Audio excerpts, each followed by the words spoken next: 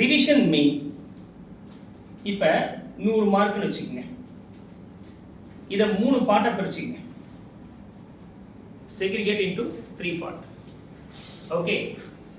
40 marks, 30 marks, 30 marks.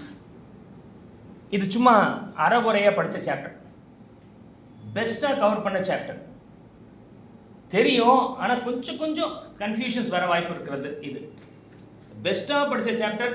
100 பேஜில் 40 பக்கம் படிச்சிருக்கிறீங்க.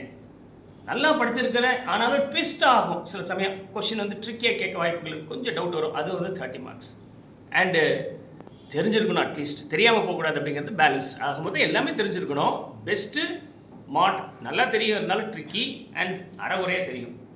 இந்த பெஸ்ட்டாக தெரியுதுல யூஸ்வலாக அதில் 30+ ஸ்கோர் பண்ண முடியும். இந்த அறகுறையாக இருக்குல்ல, இதில் நீங்கள் 20 ஸ்கோர் பண்ண முடியும்.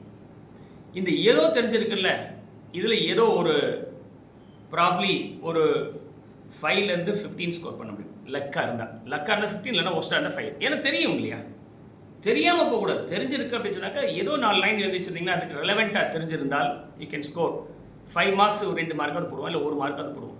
அந்த சில சமயத்தில் 5 மார்க். அப்போ 30ல் 5 மார்க் அப்படிங்கிறது 1/6. இப்போ ஓவரால் டோட்டல் போட்டு பார்த்தீங்கன்னா 30, 20, 10, 60 aggregate. இதுக்கு மேலே நீங்கள் அவசரமே பட வேண்டாம்.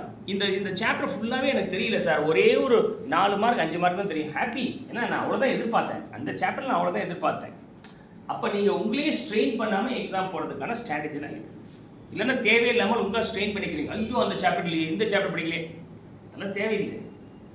நம்ம ஸ்ட்ராங்காக வச்சுருக்க வேண்டியது இந்த 40 மார்க்.